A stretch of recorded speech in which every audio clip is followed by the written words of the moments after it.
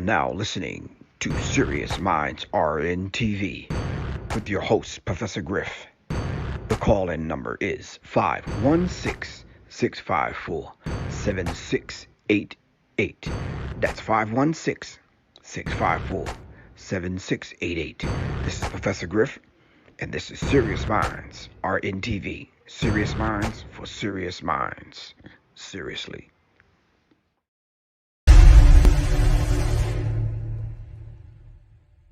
The Serious Minds Brain Tonic was created to sharpen the mind by protecting cells and increasing neurotransmitters associated with learning and memory. This is the Serious Minds Brain Tonic. The Resurrection Formula. This male reproductive tonic elixir is the resurrection you've been looking for.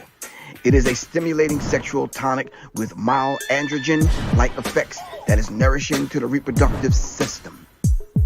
You can order them at www.professorgriff.me and www.seriousmindsinstitute.com. Just call 678-557-2919. Your health is your wealth. Peace.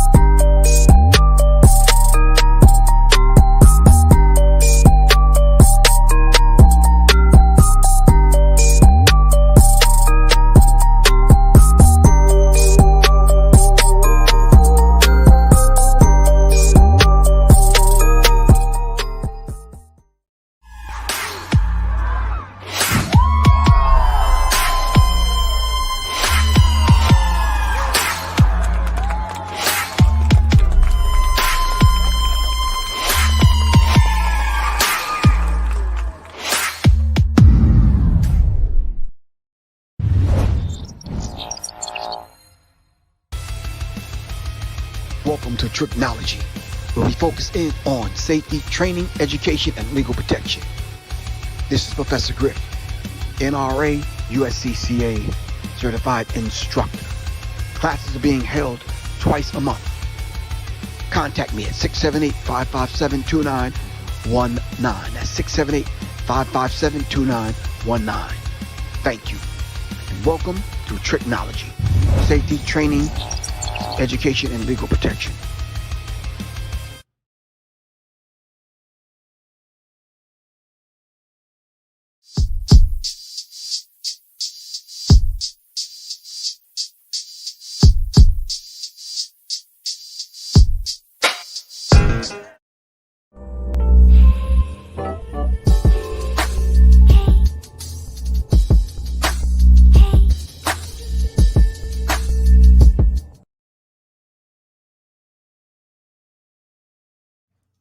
All right, greetings once again, fam. This is Professor Griff, and I'm black here on Serious Minds RNTV.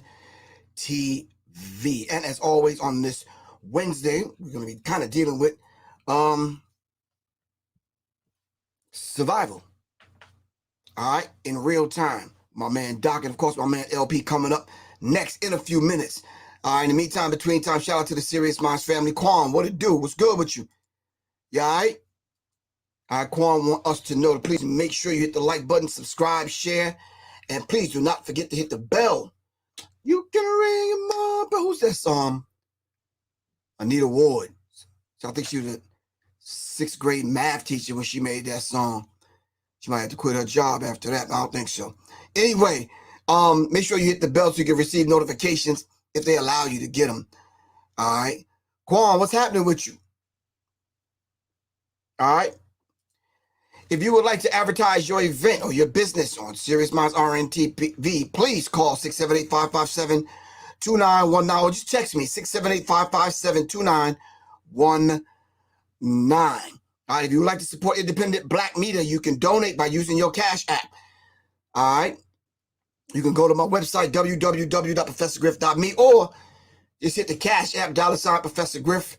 All right, I take Captain Crunch coupons, food stamps, let me see what else they got. The EBT cards, a few other things. All right. Anyway, I'd rather you donate from your heart instead of your head. in your pocket. All right.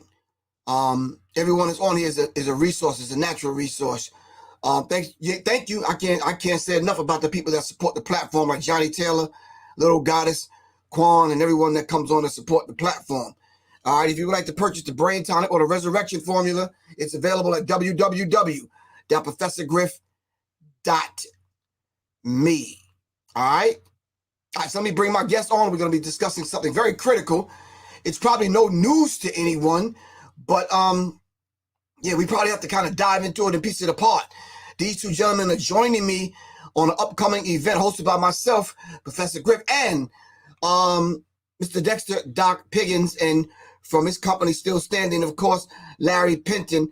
I don't know why we was calling him It Man or something. Anyway, he's a firefighter paramedic. After the first 48 seconds, it's a Zoom call meeting on December 12th, 7 p.m. Sign up right now, fam, as I bring my two guests on. Greetings, brothers. How y'all doing, man? Peace, Griff. Peace, Larry.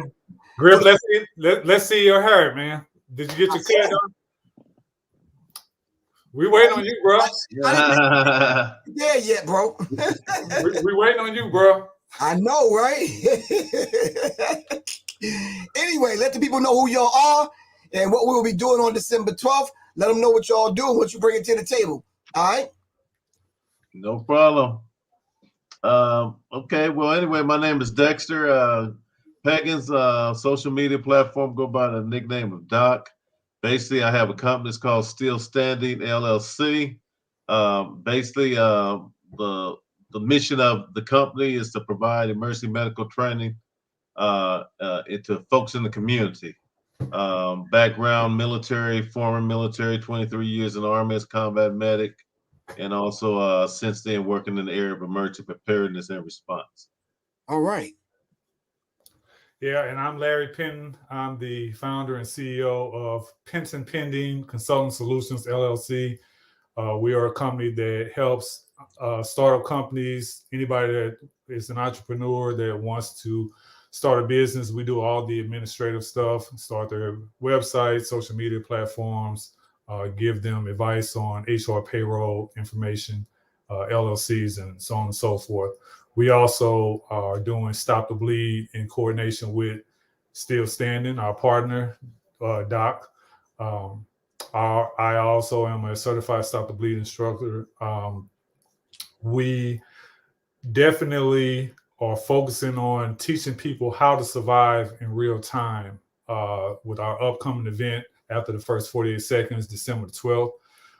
We just want people to be educated on these active violent incidents, which is going to be formally known as active shooter / hostile events.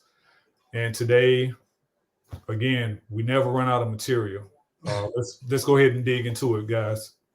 Oh, okay. So over the last few days, I've been hearing about and had the had the painstaking task of trying to view it yet again.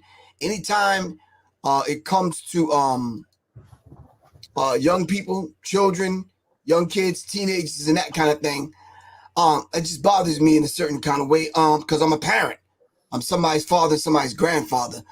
So when I saw this, I just said to myself, okay, have we learned the lessons? And tonight I want to dive into the mindset before, and then I want to dive into what is the mindset afterwards, because now it's almost like we almost just kind of wait till the next one to happen. Yeah. You understand what I'm saying? What do we need to do to prepare? Now, this Michigan school shooting that happened, I think killing now 4 people, injuring 6 to 8 people.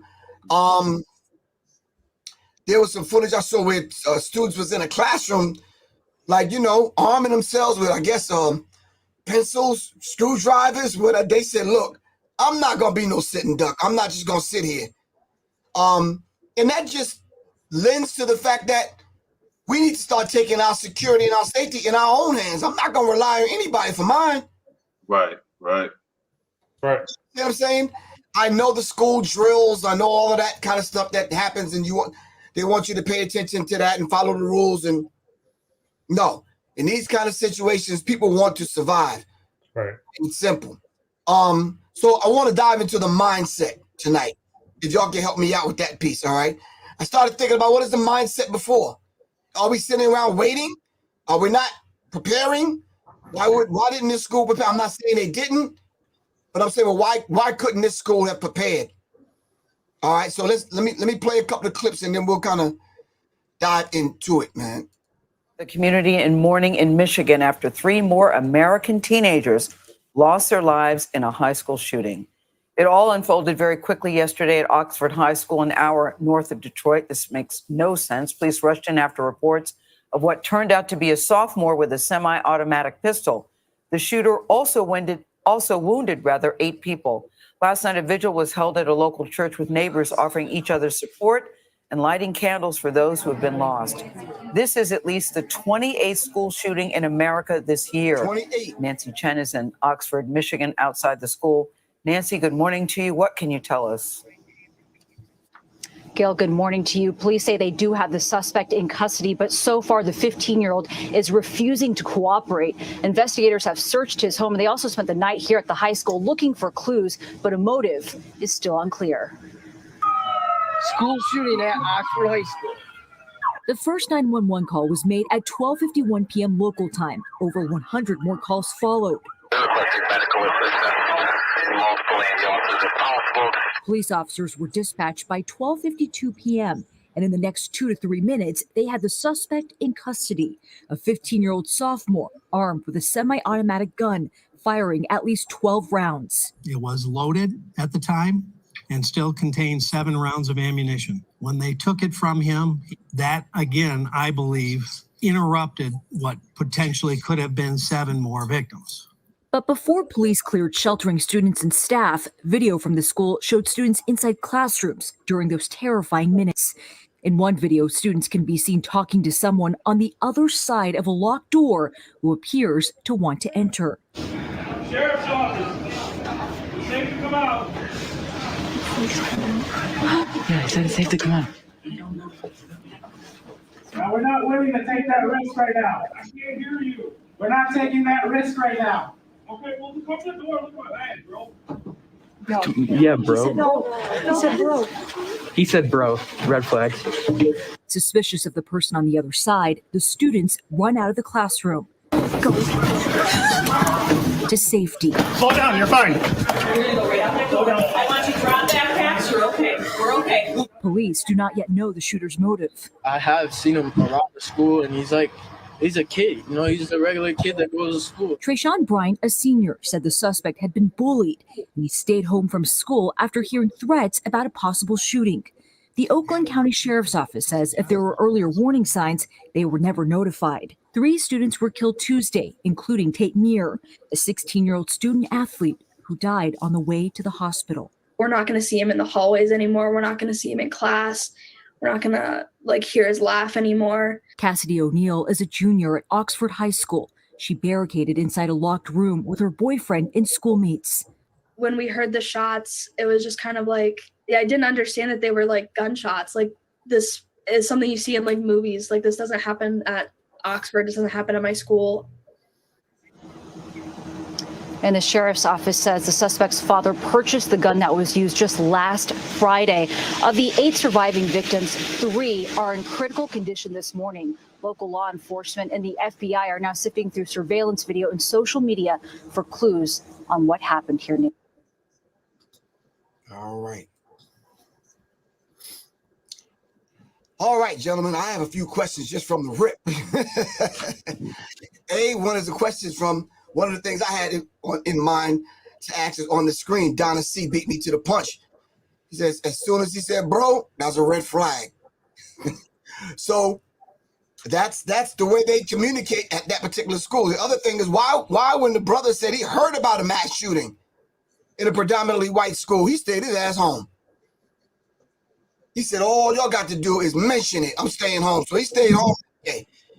And then he also said he was bullied. So are these contributing factors, the whole bullying thing? And then my initial question is, what did the school do as far as the mindset is concerned to prepare? Help me out, man. I'll go ahead and start if you don't mind. Don't mind. Yeah, go ahead there, Larry. You know, all the news reports that I saw today, there was a meeting that day of the shooting. That morning, about 10 o'clock, I believe they said. The parents were there of the young man that's allegedly accused of shooting these 4 people or these 11 people. There apparently was some incident that happened, or there was something that happened with the young man that they had a parent-teacher conference at the school that day, about 10 o'clock. The young man does not have a history, according to the police and according to school officials, of any disciplinary issues. Said he was a pretty good kid, kind of quiet, what have you. Whatever the incident or issue was, they didn't, put that out there to say what it was specifically. However, after the parent-teacher conference was over, he was allowed to stay at school. 2 hours later, a little over 2 hours later, the shooting incident happened. So I don't know what happened, and they're not releasing what happened between that parent-teacher conference and the shooting. But whatever it was, it didn't resolve with him in terms of, okay, we had this meeting, I'm good now, or whatever. I don't know if he got his 2 cents out. I don't know if he said anything or what have you. And as far as the young man that reported that he stayed home because he had heard some stuff was going to go down, it's kind of like we talked about at one of our previous shows. Hey, you know how Black folks are. If we hear something or we think something's getting ready to go down, typically we're going to be like, hey, you know what? Some stuff's getting ready to happen. We're over here and around the block or what have you. I don't know why that wasn't given to the school officials. They had a school resource officer, a deputy that's always there at the school. So the young man that was interviewed didn't say he talked to anybody as far as officially, but, here's another thing where communication is key. If you know about anything, as far as a student, or if you're a staff or a parent, or if you see anything on social media, you got to let somebody know, because that can save lives. Right. Okay. Yeah, definitely. Totally agree with what Larry's saying, and I think what we're seeing a lot of times with these school shootings is almost so common nature. Well, there's nothing common about it, Right. but it's becoming so. It's happening so often that it's just one of those situations where a lot of times, like it's the case of maybe the kid is being bullied at school or something like that, or something's going on, and they have access to firearms. Dad just bought a, I don't know. I'm sure hopefully the dad didn't buy that firearm for his son, but maybe the dad purchased a firearm and the son had access to it. And so, mentally and emotionally, I think a lot of times we really don't know what's going on with these kids. And sometimes, hopefully if he's talking to a friend or one of his classmates or something, and they get wind of, hey, something just ain't right. This guy's talking about, possibly coming to the school and shooting up some folks. They'll get that information out to school officials and make it be known. Right. But unfortunately, a lot of times that doesn't happen, and this is this turns out to be the result of that. Is there a psychological hurdle or stumbling block when it comes to actually viewing white people viewing their children as domestic terrorists or murderers? Yeah, I don't think anybody, white, black, whatever, but we're seeing how you put it like that. I don't really think any of us, even the worst kids, the parents don't view them as terrorists. That's still their little baby. That's still their little whatever. We know that kid is a monster in training, and we know he is. But we're not going to acknowledge that. So, that's my answer to that right there, Griff.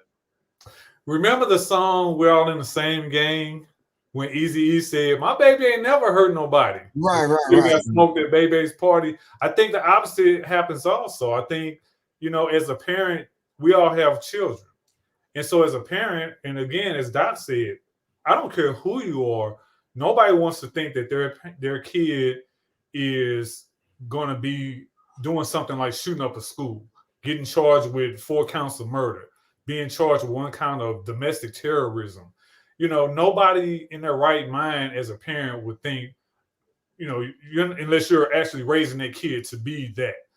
So it could be a situation that we need to really delve into in terms of, is there a racial component that says, hey, there is something that we need to point out that says, yes, these particular children are taught one way and these particular children are taught another way.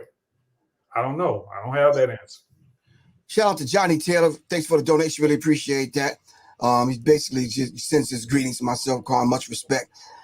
Continue what you're doing as far as making people aware and giving people the information. This is exactly why myself, Doc, and LP decided to do this on Wednesday night, because I think it's for our people. Definitely, we need to kind of learn and pull from these situations. A lot of times, parents are sitting home not knowing how to decode these situations or think through them. You understand what I'm saying? And Doc, you and LP are absolutely correct. It's like, we don't ever think, no, not my child. You understand what I'm saying? Every time I watch the news, this dude done shot up 8 people. And he's like, the mama will come on in, the grandma, oh, he was so nice. He used to sell Boy Scout. I'm like, bro, what? No. Right, Dude, exactly. That may have been him before, when he was wearing a school uniform when he was 4 years old. You understand what I'm saying? No, that ain't him now. That's right. His name is K-Dog. You understand what I'm saying? He's a terror. I'm saying that because of the mindset we go into, not guarding ourselves and taking safety precautions to guard ourselves from these things, because we don't ever think it's going to happen to us. Exactly. Not my school, not my child. You said, man, some of them are little terrorists in training, man. Right. Little monsters in training. And, the parents will see that. I mean, they'll see those little things taking place at the house, cat down in the basement making pipe bombs and stuff like that. But, but they just ignore it. They ignore it because they really don't want to deal with the reality of what it really is. Right, but you know something? When you go downstairs and his dude done disfigured the damn cat and disassembled his damn body and decapitated the little kitten, you know something wrong with little Johnny. Oh yeah, for sure. Johnny tell you was on my mind, not Johnny. Okay, let's call him something else. But anyway, y'all know what I'm talking about. Yes. Oh yeah. Mental health is the world's oldest continuous pandemic. Plain and simple. I said it before, I'll say it again, and I'll say it till I can't take any more breaths. Mental health is the world's oldest continuous pandemic. Right. If we don't get a handle on mental health crisis, because it does not discriminate, it has no age limit, it doesn't care who you are or what you are. Everybody has to take ownership of their mental health. And if you have a child and or children, you are responsible for helping that child or those children help themselves in whatever mental health crisis that they have. If your kid is being bullied, if your kid whether it's bullying about race, gender, sex, all kind of stuff or whatever, you have a responsibility to your child, to your children, to get them the help that they need to help themselves, so they don't go in dad's gun cabinet. They don't go on the street and buy one from Johnny or Boo Boo the fool who's selling guns out of his trunk or what have you, or going to another state and getting them from somebody, because it's easier to get them in this state than the state that they live in. You have to take responsibility for your children's access also to technology, because one of the things that they're doing now, they're going through everything that they can find. They're going through this kid, the guy that's allegedly shot the 4 people, shot and killed the 4 people and the other kids. They're going through his notebooks. They're going through his cell phone. They're going through his computer. They're going through his room. They're going through everything that they can find. They're talking to friends, neighbors, family members, everybody that they can find to build this psychological profile of this young man. It's kind of too little too late now. Right. Ethan Crumbley's his name. They said Ethan Crumbley's chilling journal seized parents scrutinized after Oxford shooting. So is the parents going to get charged with something? And is this the Rittenhouse effect? Did Kyle Rittenhouse's trial and the verdict and the outcome set something in motion on a psychological level is my question. This stuff been going on for a while. So, I mean, yeah, it didn't start with old Kyle, but I mean, of course, how folks trying to hype him up as some kind of superhero. I think that's going to backfire. Like somebody just made a comment, that's going to backfire on some folks for real. Right. But as far as this issue, these school shootings, I mean, this stuff been going on for a minute. So I would definitely not say it's the Rittenhouse effect, not at all. Right. So are they going to now start tugging and pulling yet again on your Second Amendment right? I heard that mentioned in one of the many news conferences. Somebody made a statement about the Second Amendment rights and gun laws being changed. And here's yet another reason why we need to revisit these constitutional issues when it comes to gun rights and access and different things like that. I think that no matter what laws you have on the books, it still goes back to parental responsibility. That young man had access to his father's gun. And Griff, as you said, we don't know if the father bought the gun for the kid or what have you. We just don't know. My issue is, you know what? If you got a minor in the house, especially if you have a minor in the house, you're a gun owner and you have a minor in the house. I have a gun lock that I can take on planes. It's TSA approved. I did a show a month ago talking about gun safety, and I was saying that, hey, you can go to any of your local sheriff's departments. You can go to any of your local police precincts. They will give you a gun lock or two for free because they would rather give you this cheap $10 gun lock that they're not going to miss than get that call, because I don't want that call as a first responder. They don't want that call as a first, like nobody wants that call. It's all about safety and access. And the other thing that's important is you got to know what your kids are doing when they're online. We're in a world and in a society where a lot of our kids and our young folks, they have this sense of entitlement, like, oh, you know what? If you give me a phone, I got all the privacy in the world. If you give me a room, I got all the privacy in the world. Like you can't come in my room whenever you want. You can't get access to my cell phone and what's on it or my computer or what have you. It's like, what world are you living in? Right. Yeah. So my thing is the legal ramifications of having access to your dad's gun. I'm a dad. There's young adults that live here. I'm responsible for my firearms, right or wrong. Right. That's right. Oh yeah. Yeah, I definitely there's an issue with folks not securing their stuff. I think in a situation like this where you have a young, a case like this, I think there has to be some kind of responsibility placed on those parents. As far as some type of, I would say there's some type of liability associated with that. I mean, if you have you got these firearms in your house. You got your kid and got hold to something, and he done went up to the school and shot folks up.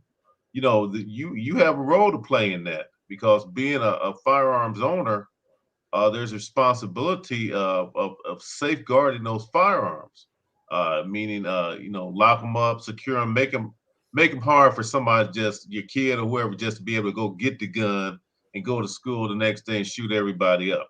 So there's a liability associated with that. And I think that liability falls on the owner of that firearm. And if that's that parent, hey, you're going to be held some type of responsibility to that. But as far as tightening up the gun laws, Griff, like you mentioned a few minutes ago, no, I mean, and to me, that'd be like, okay, a guy go out there and get in a car accident and he done killed some folks in his car. Now that we make it hard for people to get driver's license, the gun thing is the same thing as far as where I look at it. It's just another mechanism or means, So that's not the solution. Not the solution is to make it harder because folks going to get hold to firearms anyway. I mean, Right. I had my first pistol, I think, when I was 13 years old. No Did you gun say law. the same thing, Griff? That's an overreaction. That's a knee-jerk reaction. Right. Need to hold people responsible for safeguarding their stuff like they're supposed to. Hold them parents responsible for not letting these little psychopaths in training get away with stuff at the house. You need to, pay attention to your kid. Pay attention. Be a parent. Pay attention to the kid. If they're showing signs of some type of emotional distress or something, sit down, talk to them, try to figure out what's going on with them. Because there's always more than one solution. But yeah. Anyway. One night I had a very difficult time falling asleep. I don't know what was going on. Maybe it was Mercury in retrograde or something. I don't know. Right.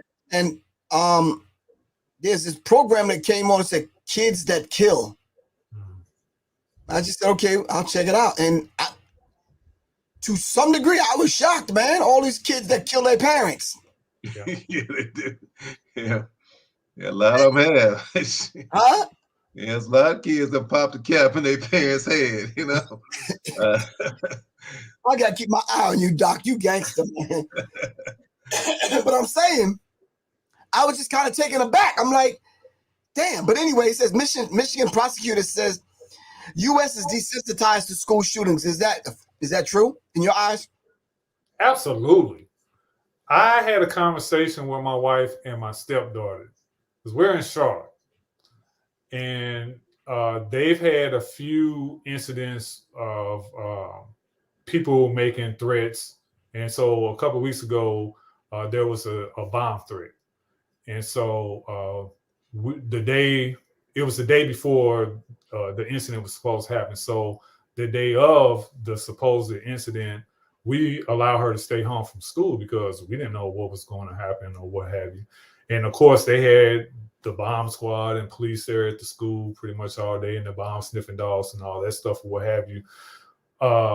And they've been having a number of incidents with firearms, no active shooter situations or anything like that. But there was an incident the other day at one of the schools here in Charlotte where some students got into a fight and a gun was found. And this is inside the school or what have you.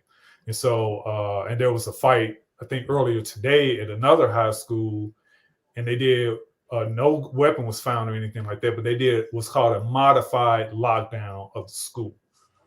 And so, when we talk about these things, and I asked my daughter, I said, are they doing any active training at your school?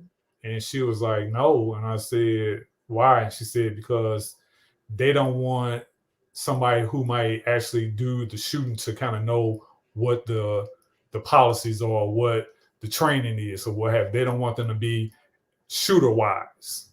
And I was like, well, damn. So you don't think video games is already doing that? Television shows, movies? Absolutely, yeah. Oh yeah. Especially video games.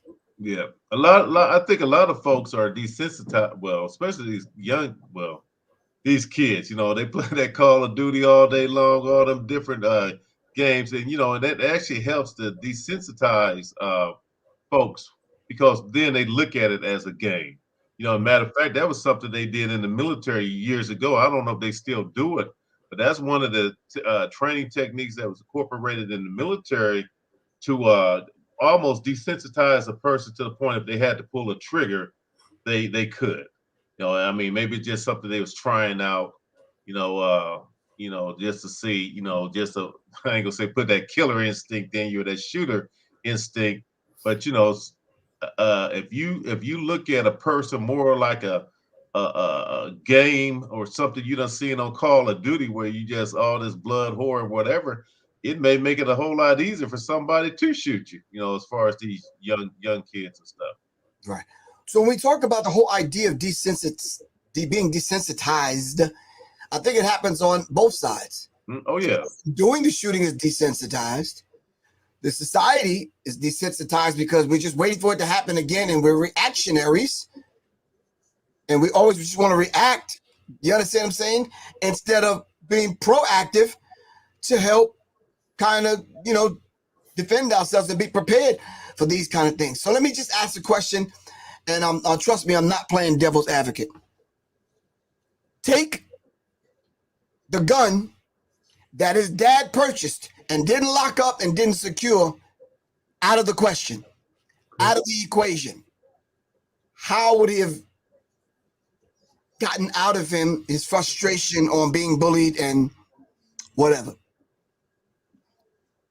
So I think, you know, well, I don't think, well, I'll put it like this. He probably would have just dealt with that. You know, it probably a couple different options. And I'll put it out there like this.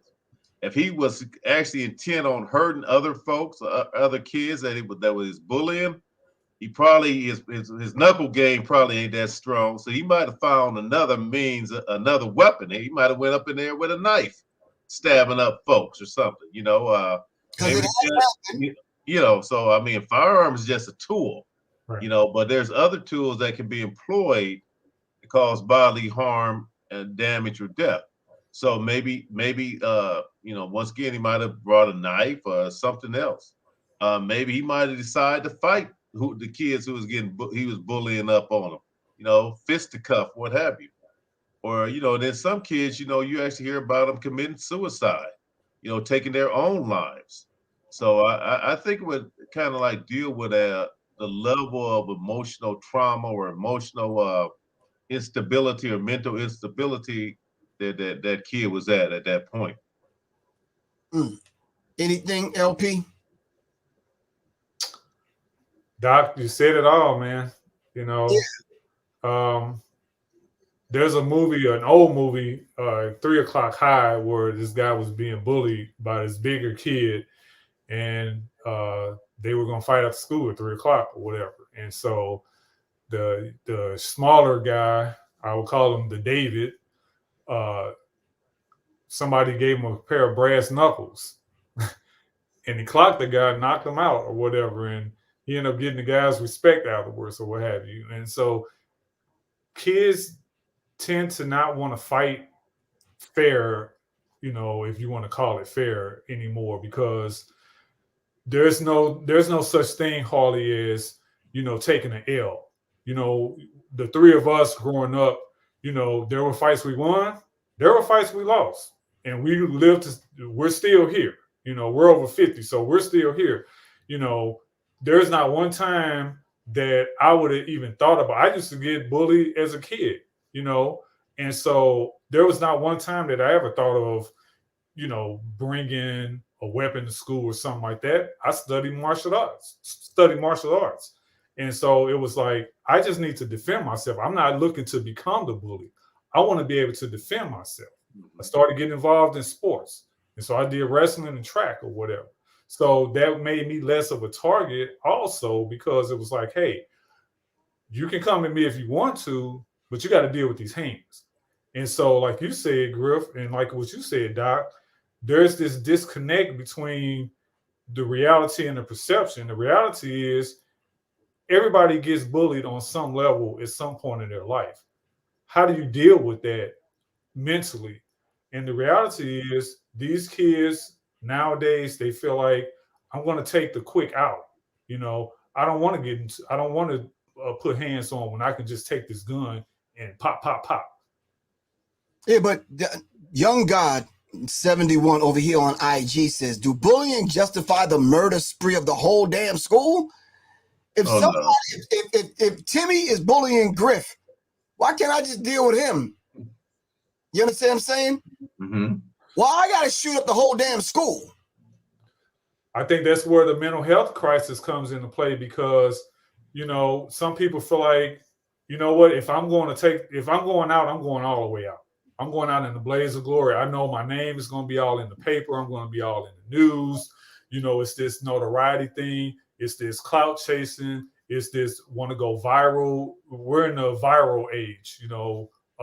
And so people will go to all kind of lengths and say, you know what, if I don't care, I just don't give a damn about nothing and nobody if I'm going to do this. Right. Yeah. Something you said earlier, Doc. LP. Yeah, I got to say something to it, man. This whole, you mentioned fair fight. Nah, if I'm with my crew, somebody start some trouble with me. If my dude don't go upside his head from behind, yeah, you're not in my crew no more. Right. You cannot run your mouth in my dude's face, acting like you're gonna do something. Not if I'm around. Oh yeah, you catching it, man. I'm sorry, bro. Nah, Yeah, we grew up that so-called fair fight. Yeah. You know, that, you know, but you know, there is no such thing as a fair fight. There ain't no fair You know, fight. Nah. I mean, That's when that's what I'm saying. The way we grew up, it was different. Right. Yeah. Yeah. Fair fight is, you know, you do whatever you need to do to survive and to win. You want to be the cat walking away. If I got to pick up a brick, bust you upside the head with it, I'm picking up that brick. You know. Absolutely. Right. Period. So parents, we're not advocating violence. If you're listening to this, we're just saying, yeah, little Griff is coming home that evening from school that afternoon. I don't know about Timmy, but yeah, nah. I'm like, yeah, but how you gonna bully the bully? It's like, yo, come on, bro. No, I wouldn't even do that if I was you. And I told a couple of people that in school. Now, I wouldn't even do that if I was you, bro, for real. So that's the career move that you're making right now? In the 10th grade, you really try to ruin your life? Man, you better get up on that out of my face, man, for real. Because back in the day, we at least had to get the gab. We could talk like we tough, even if you couldn't back it up. You could talk out of a lot of things, but nowadays, with these kind of situations, the questions they're asking is, and I quote, we have to do better. How many times does this have to happen? How many times? Everyone knows we have become desensitized to school shootings, the lady said. She says, we're going to have to hold people responsible and accountable, and we're going to receive justice for the victims. And hopefully we're going to start a long-going conversation and move the needle on the appropriate gun control. And that was my thing. They're going after the guns. Yeah. America, we was built on guns. Them guns ain't going away. That's something.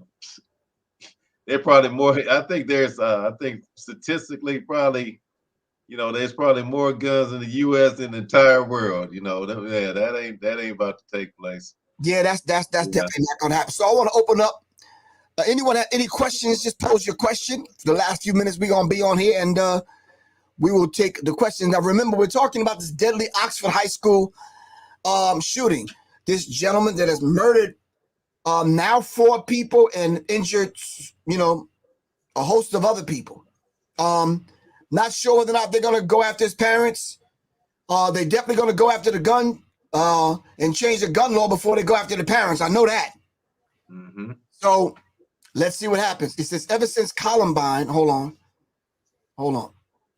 Ever since Columbine, some kids who were bullied feel justified in shooting up the school. My question is, how many times did this kid say he was having a problem with being bullied in the school, did absolutely nothing, and nothing was done? Exactly. That's part of the investigation. Oh, I'm sorry. That's part of the investigation. So we don't have that answer as of yet. So then, are we just gonna let the school off the hook because we don't have the answer right now? If you done told the authorities, told the guidance counselor, told the goddamn vice principal, told the damn principal, told the damn school nurse, told the damn janitor. You understand what I'm saying? Who else he got to tell? Right. I mean, I think that's when, it's really important that your parents get involved. I mean, if the kid, I done went home, your mom, dad, they paying attention. We having this conversation. They know something is wrong with you. You tell them, hey, this is what's going on. You got to make it a point to address that situation with them folks at that school.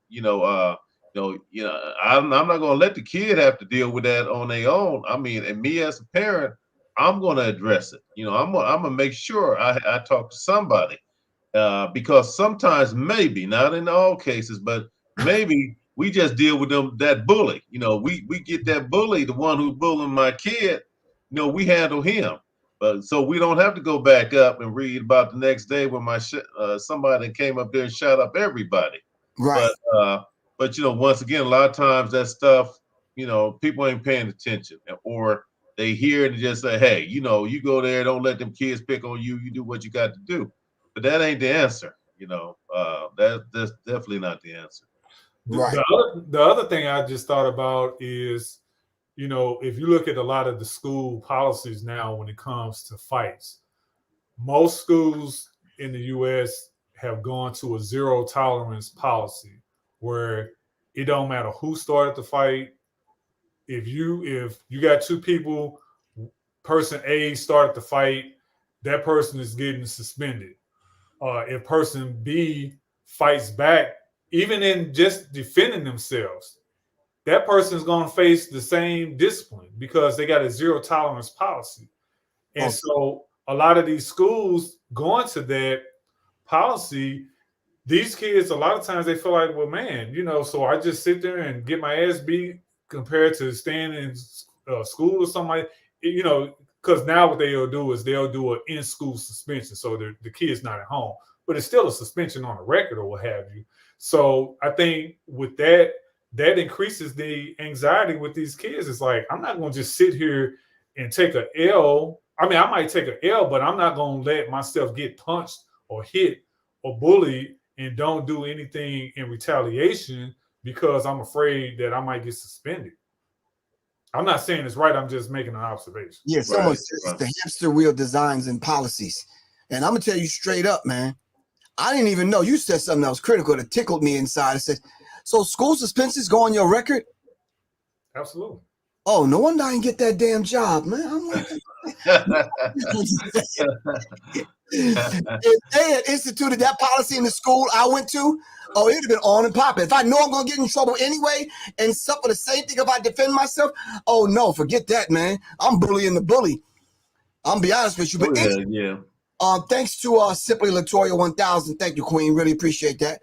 And so the question on the board is, does Michigan law allow for teachers to carry guns in school like they do in Texas? I don't believe so.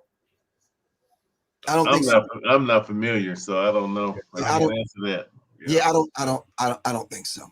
But I would say this, even some of the places, just in regards to that particular question, just because if you're a teacher carrying a gun, you want to make sure that teacher is trained to use that gun properly too, because if they say, okay, well, this is going to be one of our responses to an active shooter, we allow our teachers to carry firearms in school. Definitely not everybody. Maybe they have select teachers that have been given that authority and they've received, some special training or additional training to know how to properly engage a threat, an active threat in an environment of which you got a lot of innocent folks around that if you mess around and miss, you might find yourself shooting one of those kids. Right. No, you're right. Here's my issue for one of them.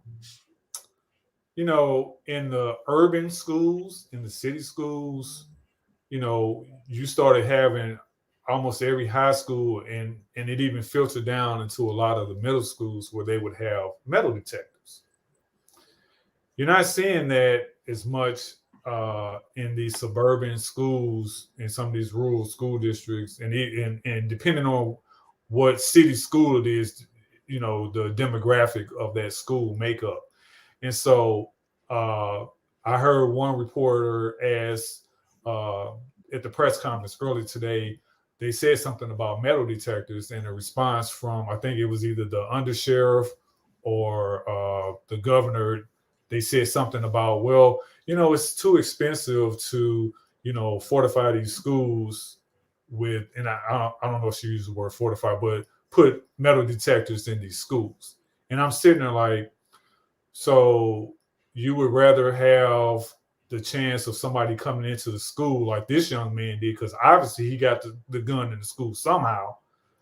You rather have that happen, and now we have all these stories and all these funerals that we're getting ready to have, and there's still people that didn't die that are in critical condition that may die. So there might be some more people that are going to be on that body count.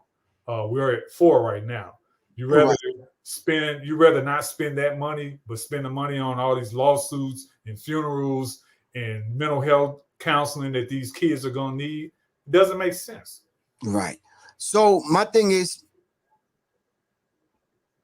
if my child is being bullied in school or about to get into some drama with someone, after he told the people at the school, my thing is, come tell me. At the dinner table, like, what's wrong? Everything all right in school? Was good? We having that conversation. Oh, for real? And how long has this been going on? And you told Miss Williams, and she ain't do. And you told Mr. Moore too, the principal. Oh, okay. I need to have a talk. Do I need to come have a talk with him? All right, cool. Next morning, call in late. Like, look, yeah. So we're gonna have a talk. I'm having a talk with everybody my daughter told. You understand what I'm saying? Right. There's gonna be a problem. It's really gonna be a problem. Right. You understand what I'm saying? Ernie said they have 3D printers now making guns. They can go right past metal detectors. So the metal detecting thing is just a false sense of security. That ain't gonna work. Right. Yeah. You understand what I'm saying? That's just, yeah, you're wasting your money. You understand what I'm saying? So then now, how do we successfully institute this whole idea of conflict resolution at a level where, I know you're not gonna like me for saying this, on a level where it's punishable? You understand what I'm saying? Because when I was growing up, you violate, you get dealt with. We're not the ones handing out the punishments or the rewards, so we can't regulate it. The mafia handed out punishment and reward, right? Oh yeah. You don't get rewarded by the police. Right. You're rewarded by the school for conflict resolution. Oh man, yo, I'm glad you didn't fight so and so. I'm glad y'all resolved it. Blah, blah, blah. I'm glad you decided to, have a level head. I'm glad you, cooler heads prevail. And blah, blah, blah, blah, blah, blah, blah, blah, blah. You don't get that. No. You get the medal. You don't get the pat on the back. You don't get the, the free lunch. You don't get the, you understand what I'm saying? You know what? Oh, I'm sorry, Griff. No, go on. It's just the kids, what the kids got to go through nowadays is rough. I mean, I wouldn't want to be a kid going to school, and I definitely wouldn't want to be a teacher working at school, because I know we're our age group, me and your age group, Griff, LP a little bit younger, but a lot of them situations will resolve at school. Principal call you in, put that 2x4 on your butt, right? And you weren't thinking about fighting, okay? Right. Or the parents found out that you was kicking up dust at school. They dealt with it. But a lot of times nowadays, you have a lot of parents, because of what's going on in their lives, they don't really know what's going on with that kid. Right. And so as far as them being engaged to even deal with or find out, hey, my kid is being bullied to the point where they want to go in this school and shoot up the place, or bullied to the point where they want to take their own life because you commit suicide, because you hear about kids doing that. But, if you're not in tune to what's going on with your child, because, you're not having those kind of conversations, now the child is feeling like they got to take matters into their own hands. And so if they unstable emotionally or mentally or whatever, and they know dad got a pistol in the night, mom got a pistol in the nightstand, I'm sneaking it out at night and I'm taking it to school the next day. And I'm going to handle that, in my way. But what happened to I'm going to see you after school. We don't even wait no more. That used to be the big thing in my school. Be like, all right, wait after school, because we didn't want to interrupt our classes. So we just said, yo, I'm going to see you after school. Yeah. No, them days is over with. There ain't no see you after school. I'm gonna see you, but it ain't gonna be after school. I'm gonna see you in another manner. But yeah, they don't do that too much out nowadays. I don't think. Yeah, my thing is I don't have children in school anymore. So Me either. yeah, I'm just kind of What was you saying, LP? I think a lot of it goes back to what I was saying earlier, that these kids, they want an audience to see that even as wrong as it is, I'm fighting back. Whether it's the bullying, whether it's whatever the cause of the turmoil in that person from somebody else. They may not do fisticuffs because they're weaker in whatever way, physically, mentally, emotionally, what have you. However, they want their peers to see that I'm fighting back. And if I got to take some people with me, or, if I got to take some other people out, then so be it. Because that's going to give them pause for thought that say, hey, you know what? I might not want to do this to the next person. As wrong as they are for doing what they're doing by shooting the person, a lot of it is that clout chasing. I was that dude on the victim end of it when I was in like 6th grade. I kept getting bullied, and obviously these dudes was bigger than me, and it just did not turn out. It didn't turn out right, and I'm glad they kept me. They suspended me because dudes started carrying butcher knives, and I could have easily been a Vic for real, man. It's like when I heard that they started carrying butcher knives, that's when I had to get some heat. One of my IG friends, I saw, she had posted this video on her IG page, and it was, and real quick, it was this young lady who was, she had a razor blade, a single blade razor blade, and she was sticking it in and out of her mouth real quick. Yeah, and, that's and my Facebook friend was saying when she was younger, because this is up in New York, she said she learned how to carry a razor blade in her mouth. She said she couldn't move it in and out of her mouth like this young lady was doing. Yeah, I was sitting there like, oh my God, I'm telling you, it was like she was just sticking her tongue out back and forth with this blade on there, and the blade wasn't moving. And I'm like, wow. So like you said, you can bring all kind of weapons into school, even something like that, so and the other thing about the teachers carrying weapons, I mean, you got teachers that they don't even know how to stop the bleed, like what we're talking about. They don't even have stop the bleed kits in the schools and all this stuff or whatever. So you're talking about them carrying a gun and not. Right. So we can take this further and talk about gangs and all that kind of stuff. But Miss Walker says my daughter had an issue with bullying. She wouldn't talk to us about it. It was her writing assignment that brought the issue to the teacher's attention. She wanted to self-harm because it was so bad. The school acted quickly to resolve it, and she is still here. I have heard stories from other parents where the principal won't deal with the bully because they're actually scared of the bully. But what happens to the psychological ramifications and the harm that it does to your child, Miss Walker? Someone else on here basically says resolve it by telling the appropriate school facility. Now you sound real corporate. We're going to have to ghetto that up a little. Put some hood on that. Make sure that it's documented. If that don't work, parent-to-parent conference. Is that Layardi, if that's your name, listen to me. Have you been to the school lately? That may sound like the proper thing to do, but the school is like cell block D, man. You understand what I'm saying? Yo, they shanking people, doing all kind of stuff, man. Yeah, those teachers have a rough time. I mean, kids beating up the teachers, So to resolve it, you can tell the authorities, tell the facility, document it, Is that going to prevent your child from getting beat up after school?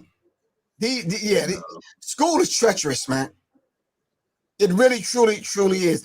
All right, so on December 12th at 7 o'clock, we're actually doing after the first 48 seconds, what happens now if you get into one of these kind of situations where you actually have to stop the bleed or give someone first aid? And what do you even do to avoid these things in the first place with your situational awareness, turned up to a code orange, to the point where you're awake and aware?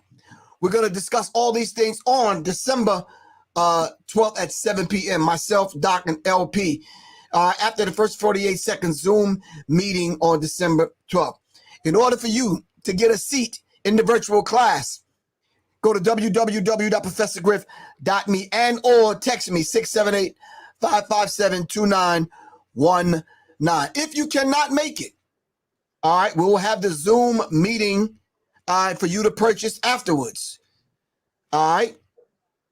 Okay, but in any event, it's about to go down. So Doc, LP, let them know how to contact y'all, what y'all got going on. Let them know how to support the cause, whether it's coming to your classes or whatever. Talk to me.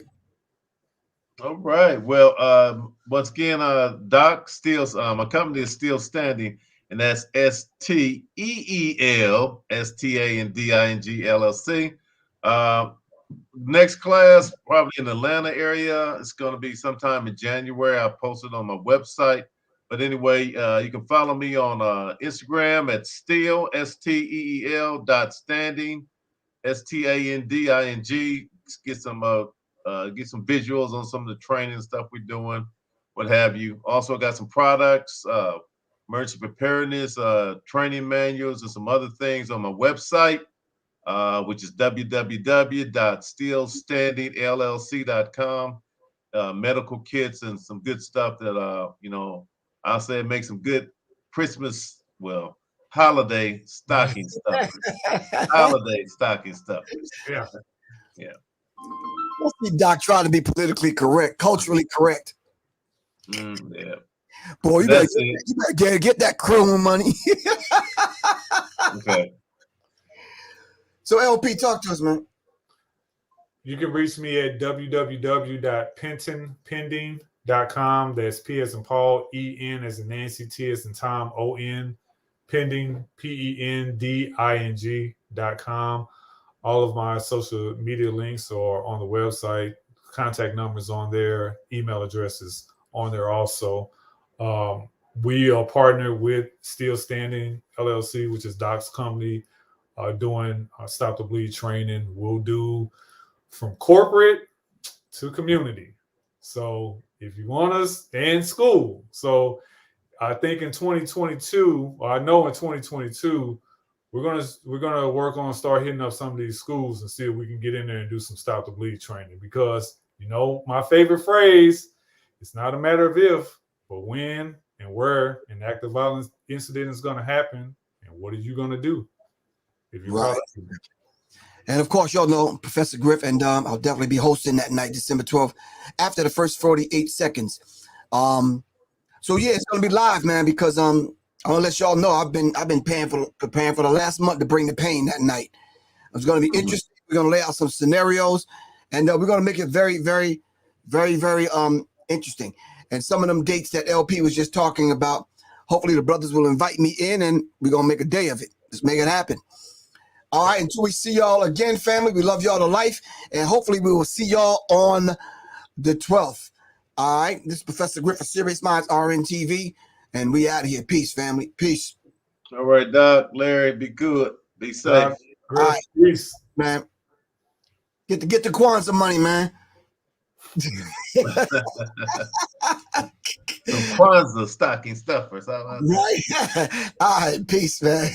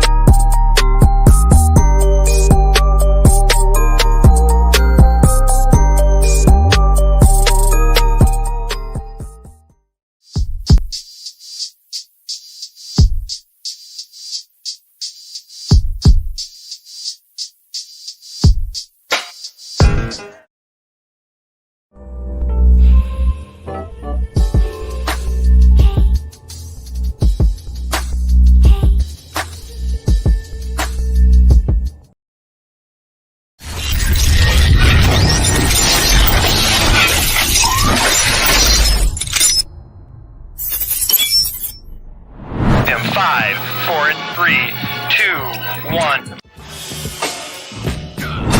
In today's climate, being safe is priority number one. With crime on the rise, we're all left with this magical question. How can I be safe and protect my family? Well, Professor Griff is offering a course that's similar to laser tag, but it's for adults. This safe and firearm-free course will train you in real-life scenarios so that you can avoid being a victim. This course is growing in popularity as a date night out. Add fun and excitement back into your love life, and the reviews are incredible. For more information, call this number below.